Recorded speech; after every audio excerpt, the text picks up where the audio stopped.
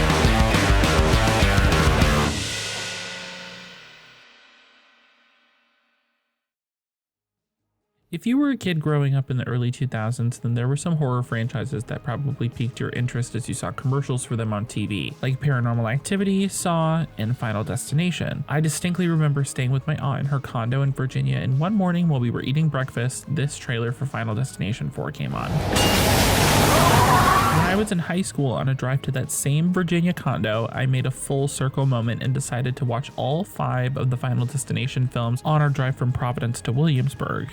Was watching this while cruising down I-95 really a good idea? No, definitely not. However, I still loved most of them. I like you, have a cupcake.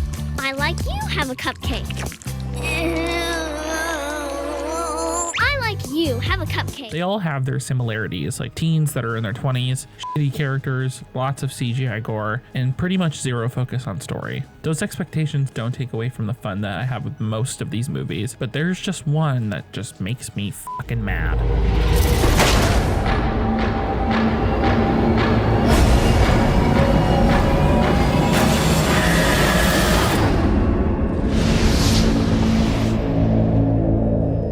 This movie is like an anomaly because how the literal did this get past the test screening stages? How was this allowed to leave the studio?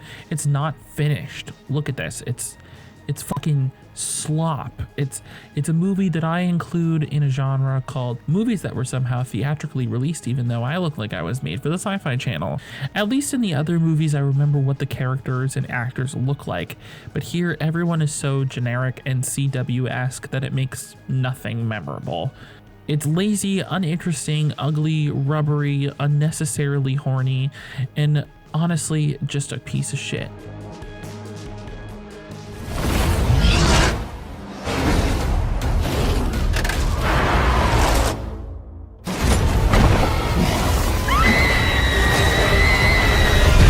People have this movie as their number one, but I have way too many issues with it to look past. I feel like this one was shot significantly lazier than the previous, with very generic and almost 80s looking cinematography sometimes. I did appreciate the commitment to practical set pieces here though, which seemed like a big rarity for this franchise. I guess that's the trade-off with this movie, less craft for more creative kills. I feel like this has the most distinct cast out of the entire franchise, and no one here feels like a complete and utter shitbag like characters in most of the other movies. However, the way that these characters are utilized throughout the story I feel is very lazy and kind of by the numbers, and they could have done a lot more with a more contained story with this cast rather than trying to make this movie seem significantly more important, even though everything that they try is pretty much null and void. I also think that the lead here is one of the weakest, not because of AJ Cook's performance, but because they kind of just make her the character that guides people right into their deaths, and I wish they utilized her clairvoyance a little bit more carefully and skillfully. I do like the literal ending of the movie though. It's one of the better twists that this franchise has, but it's definitely not the best.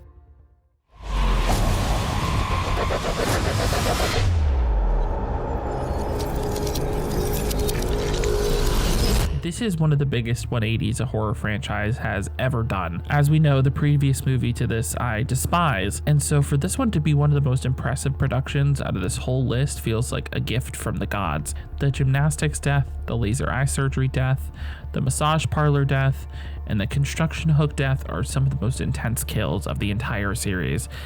It's also one of the only films that has a good interpersonal conflict between the characters, as one discovers that if they were to kill someone, they would receive the years that they originally had left. And the ending of this movie is one of the best, if not the best. It's ranked this low though because of the lack of interest I have in any of the characters personally, and a lot of the scenes between kills are incredibly mundane and boring, and the conflict between our leading characters isn't really introduced until almost the very end. If it had just had a better balance of everything, I honestly think that it would be at the top of my list. It's just that 35 to 40% of the movie that I literally can't even remember because it's kind of just that uninteresting.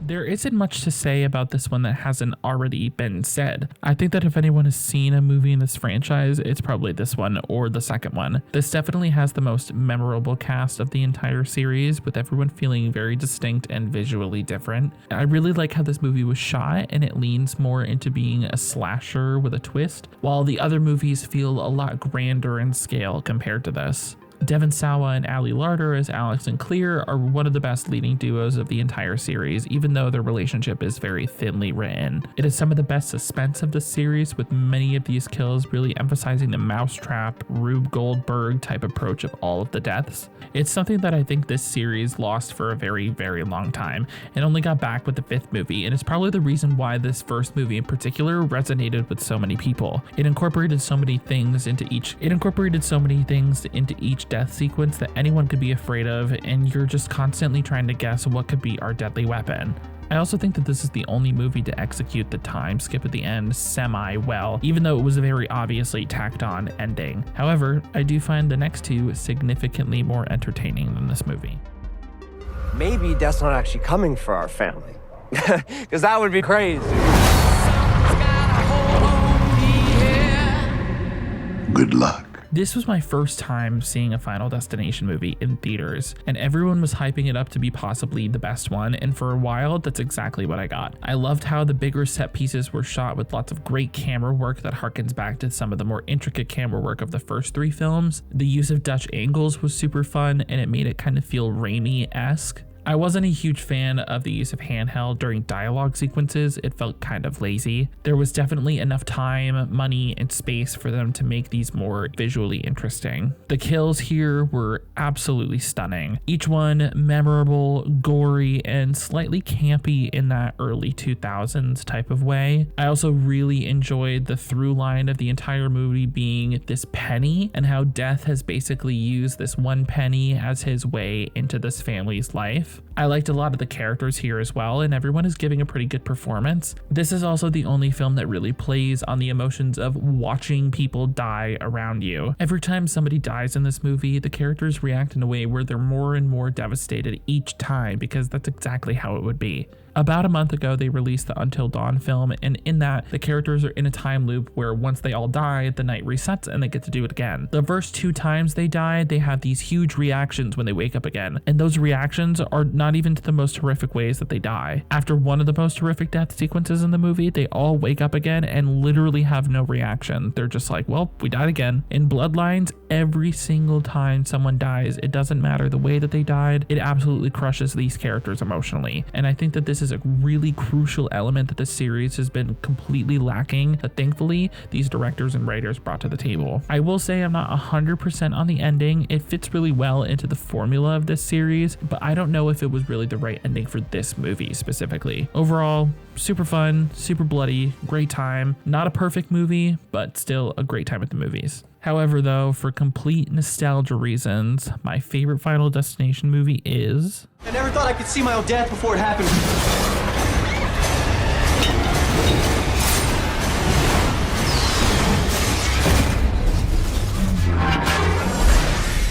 This is my number one for a couple of completely biased and nostalgic reasons. Mary Elizabeth Winstead and Ryan Merriman are two actors that I grew up with a lot with Disney films like Sky High and Luck of the Irish, and one of my favorite movies in Scott Pilgrim vs. the World. This was also released when I was 5 years old, and I think that there's a lot of visual and cultural references that flash me back to that time in childhood. But what I love so much about this one is that it's one of the only movies in the franchise that genuinely has fun with itself. It's super goofy and over the top, but everybody in the movie takes it really seriously, so it makes it still pretty effective. I remember watching the tanning bed sequence for the first time, and it sent me into such a panic that I had to leave the room and kind of take a breath. There's something about people burning to death while being trapped in such a small space that genuinely really freaks me out, and the nail gun kill is also a very real fear of mine.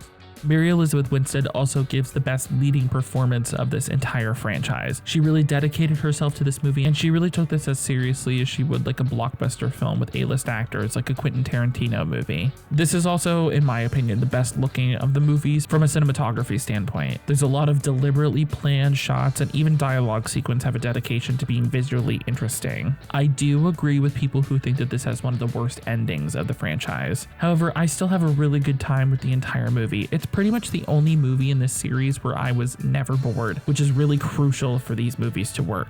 Thus, it is my number one.